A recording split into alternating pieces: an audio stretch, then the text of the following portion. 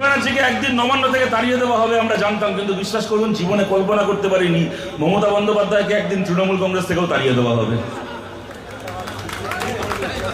গত 15 বছরে যখনই কথা বলেছি আমাদেরকে শুনতে, বিশেষ করে গত 5 বছর যখন আমাদের কোনো বিধায়ক ছিল না বিধানসভায়, যখন প্রশ্ন করেছি, যখন কোনো সরকারের সমালোচনা করেছি, কোনো বিষয়ে কোনো প্রশ্ন তুলেছি, ওদের কোনো দুর্নীতিকে চ্যালেঞ্জ করেছি, প্রত্যেকবার একটা কথা শুনতে হয়েছে, কি সিপিআইএম তোমার কথার উত্তর কেন দেবো? তোমার হাতে কজন বিধায়ক আছে?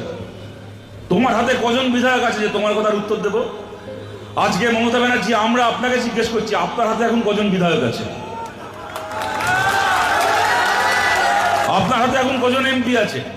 আগে তৃণমূল বলতে আমরা বুঝতাম চটি চাটা, আমরা বলতাম তৃণমূল কংগ্রেসের চটি চাটা। এখন দেখবেন বিধানসভায় দুটো তৃণমূল হয়েছে। একটা তৃণমূলের নেতা কুণাল ঘোষ, ওরা চটি চাটা, আর একটা তৃণমূলের নেতা ঋতব্রত ব্যানার্জি, ওরা বালিশ চাটা। এখন দেখবেন মমতা বন্দ্যোপাধ্যায় আমাদের ফেসবুকে ভিডিও করছে, আরে এরা পার্টি হয়েছে। একদিন আমাদেরকে বলতো সিপিএম তো মাঠে নেই, ময়দানে নেই, সিপিএম খালি আদালতে আছে আর ফেসবুকে আছে, সোশ্যাল মিডিয়ায় আছে। এখন এই পার্টিটার অবস্থা দেখুন, পিসি ভাইপো এখন ঘরে বসে ফেসবুক করছে, না হলে আদালতে ছুটছে, আর সিপিআইএম লাল পতাকা নিয়ে রাস্তায় দাঁড়িয়ে আছে, শ্রমিক মহল্লায় দাঁড়িয়ে আছে, হকারের দোকানের সামনে দাঁড়িয়ে আছে, সমাবেশের ময়দানে দাঁড়িয়ে আছে। মমতা ব্যানার্জি ভিডিও করে বলছেন যে ওকে আমি সিপিএম ওকে তাড়িয়ে দিয়েছিল, ঠিক করেছিল, আমি সিপিএম কে সমর্থন করছি। একদিন পরে বুঝতে পারছি সিপিএম ঠিক করেছিল ওকে পার্টি থেকে তাড়িয়ে দিয়ে, আমি ওকে আশ্রয় দিয়ে ভুল করেছিলাম। আপনি আজকে বলছেন ওকে আমি সুযোগ দিয়েছিলাম, ও আমার সঙ্গে বেইমানি করলো। আপনি কিসের সুযোগ দিয়েছিলেন মমতা ব্যানার্জি? সিপিএম ওকে কোন অপরাধের জন্য দাঁড়িয়েছিল? কোন রাজনৈতিক প্রশ্নে কোনো মতের অমিল হয়েছিল বলে তো নয়। সিপিআইএম কেন দাঁড়িয়েছিল? একাধিক মহিলা যার বিরুদ্ধে এমনকি একজন ধর্ষণের অভিযোগ করেছিল, সিপিআইএম ধর্ষণের অভিযোগ পেয়ে একটা ধর্ষককে তাড়িয়েছিল। মমতা ব্যানার্জি আপনি সুযোগ দেওয়ার কথা বলছেন, আপনি কাকে সুযোগ দিয়েছেন? আপনারা ধর্ষক, আপনার কাছে একজন মহিলা, আপনি নিজে একজন মহিলা মুখ্যমন্ত্রী, আপনার কাছে বালুরঘাটের একজন মহিলা গিয়ে বলেছিল মমতা ব্যানার্জি আপনার কাছ থেকে আমি বিচার চাই, আমাকে দিনের পর দিন ধর্ষণ করেছে এই ব্যক্তিটি।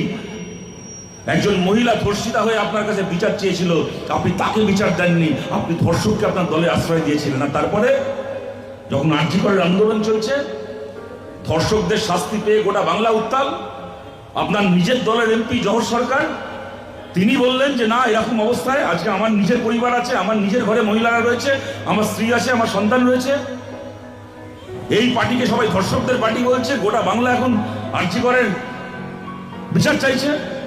এই সময় আমার পক্ষে তৃণমূল কংগ্রেসে আর থাকা সম্ভব নয়। ধর্ষণ কাণ্ডের প্রতিবাদ করে জহর সরকার তার এমপি পদ থেকে ইস্তফা দিলেন। আপনি মমতা ব্যানার্জি গোটা বাংলা যখন ধর্ষকদের বিচারের দাবিতে উত্তাল, আপনি সেই সময় দাঁড়িয়ে একজন ধর্ষককে আপনি পশ্চিমবাংলা থেকে রাজ্যসভার এমপি করে বাড়ালেন।